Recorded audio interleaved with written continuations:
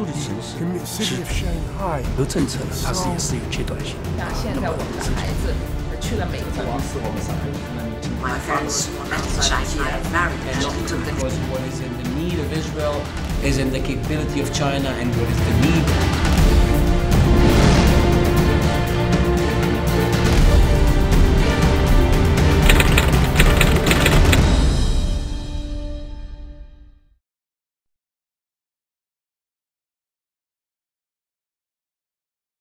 So according to your interviewees, what was their life like in Shanghai? For almost all of them, it was very difficult, but not deadly. And that's an important distinction to make. Almost all the people I talked to survived, and almost all of the refugees who got to Shanghai survived there. They didn't starve, and they were not killed. And that may not sound like, well, that's what would have happened if they had been stayed in Europe. But their lives were difficult. They did not have enough money. They did not have enough food. They worried about the future. They didn't know what would happen to them. After the Japanese took over Shanghai at the end of 1941, the refugees worried that the Japanese, who were allies with the Nazis, might do something to them. That never happened. The Japanese never touched the Jews. So their lives were difficult. What made their lives, what allowed them to survive were really several things. Money was sent to them, lots of money was sent to them from Jewish groups in the United States, especially through the Joint Distribution Committee, which had an office in Hangzhou. Lots of money was given by Jews who already lived in Shanghai from the Baghdadi and the Russian communities. I mentioned the school that was set up by the Kaduri family. So those things helped these refugees survive and get through the war when it was very difficult for everybody in Shanghai to get food. The other thing that helped them survive was that the Chinese people in Shanghai were not anti-Semitic. That happened to Jews who escaped Germany and ended up in France, or who were in Poland, or who were in many, many other European countries. So just the fact that the Chinese people tolerated the Jews and were sometimes friendly to them and sometimes even helped them, that enabled them to survive. Just now you mentioned the relations of Jewish survivors here in Shanghai with the local people. So do you have more stories on how Chinese people helped them at that time? There were some Chinese people who certainly helped refugees.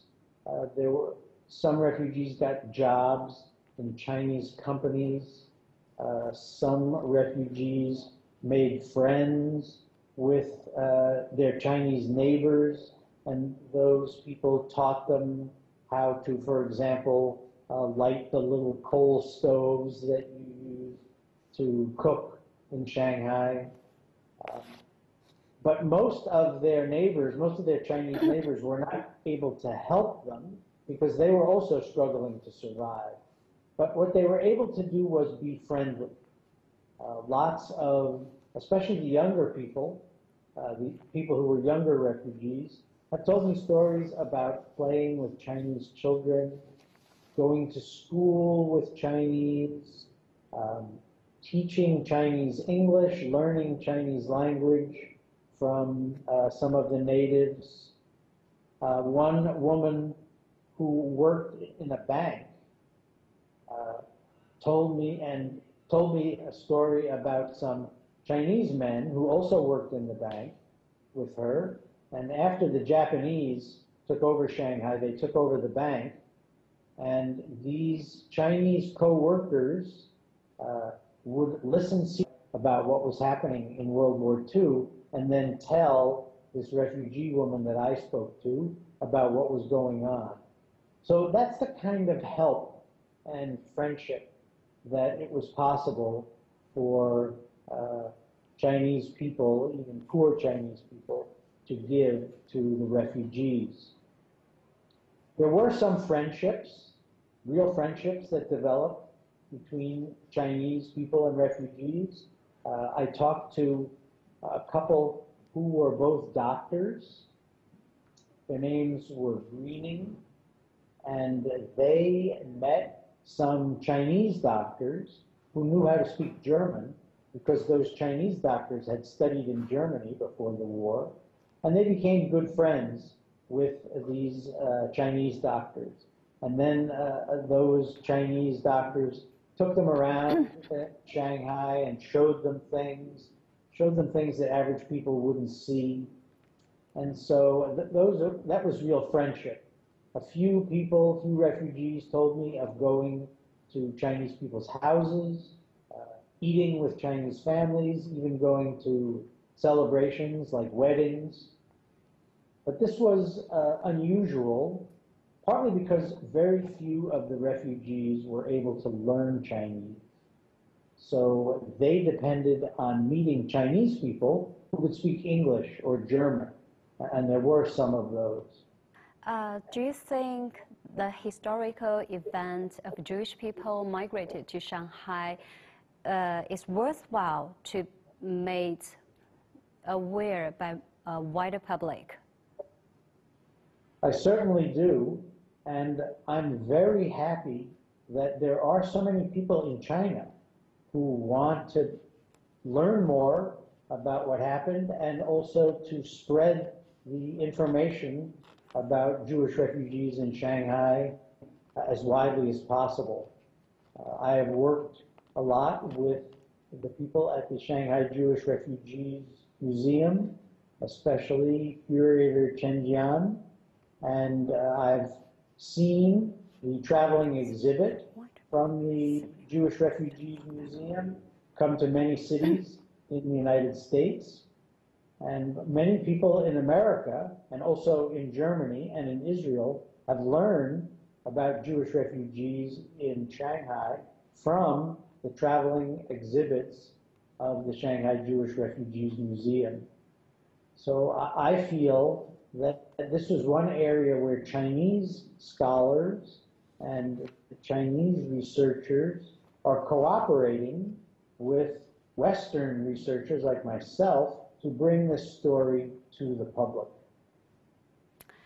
And as a professor of history, do you believe, as a professor of history, why do you believe it is significant for people to look back into historical events? I think we cannot understand our own world unless we understand its history. And certainly the history of the 20th century, the history of the Holocaust, Chinese history in the 20th century, these are very important things to know about if we want to understand today. China is one of the most important countries in the world, but I think many Westerners do not understand Chinese history and so don't understand what the Chinese are doing. So for example, there are many people in the United States who fear China, who are worried that the Chinese are trying to take over the world or that the Chinese are enemies of the United States. But because I've studied just a little bit of Chinese history from this work about Shanghai, I understand better, I think, what the Chinese government and Chinese scholars and Chinese people are doing. Because I've been to China, I can see the friendliness that I've enjoyed every time I go to China, and the willingness of Chinese people to work with Westerners. So I think the history is indispensable. We have to know history if we want to understand our world. That's why I teach history. Okay, thank you. And Stephen, do you have any final words to say to the Chinese people? Well, yes, I do. And that is that I like the Chinese people long before I ever went to China, because I knew about Jews being able to survive in China during the Holocaust. And there were many countries, of course, persecuted Jews and killed Jews. And there were a few countries in Europe which helped Jews survive, like Denmark and Bulgaria and Italy. 跟他们说一下最后那一点。 And I have very good feelings about those places. I've never been to Bulgaria, but if I ever go to Bulgaria, I will start out with good feelings about them because Jews were saved in Bulgaria. And that's the way I feel about China. The fact that Chinese people never had anti-Semitism, that they always accepted Jews, that makes me feel good towards Chinese people. And I think it should make Chinese people feel proud of their own history.